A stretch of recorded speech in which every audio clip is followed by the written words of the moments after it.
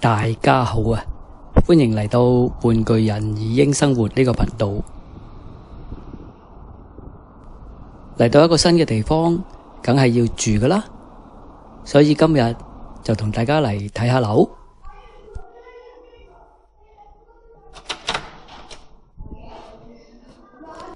呢一個係兩房單位嚟嘅，係 flat， 即係大廈啦。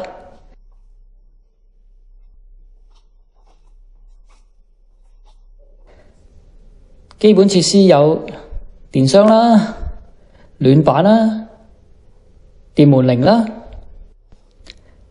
入門口對住嘅地方就係 bedroom 2，即係細房，又係有標準設施，暖板啦。有個四正嘅結構，不過 size 就普通啦，做下工作房又或者兒童房係可以嘅，採光都唔錯嘅。嗱，睇下廁所咯，開咗燈先。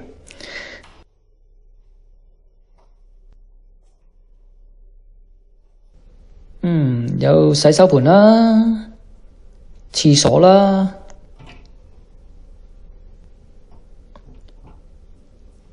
浴缸、冷熱水喉，都係呢啲咁嘅標配啦。浴間入邊都有暖板嘅。過去客廳嗰邊睇睇先。喺英國好多地方都採用客廳同埋廚房共用嘅空間，即係所謂開放式廚房。行過去睇下有啲咩設施提供先。一睇就睇到有洗手盆啦，有洗衣機。呢邊係去水設施啫。咁呢道門係咩呢？洗碗碟機嚟嘅。跟住呢度呢，有電煮食爐啦，下邊亦都有電焗爐。